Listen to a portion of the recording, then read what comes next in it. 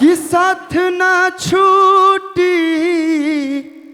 सबसे पहले तो आप सभी लोगों को मेरा सादर प्रणाम और एक बार आशीर्वाद के रूप में जोरदार तालियां बजा दीजिए। बड़ी खुशी और बड़ी सौभाग्य की बात है कि आज हम भोजपुरी फिल्म अवार्ड में ये और हमारा जब से हम सिंगिंग करते नहीं एक्टिंग करते नहीं ये हमारा पहला अवार्ड्स हुआ तो हमरा के लायक लोग समझल और ये अवार्ड्स में हमारा के बुलावल गई।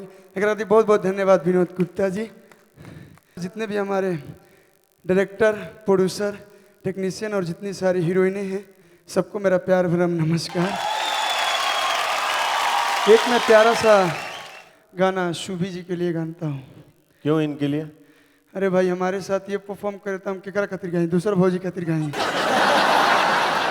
कि साथ ना छूटी नेह ना टूटी जबल राही देह में परान है जाए न दे अब ये जा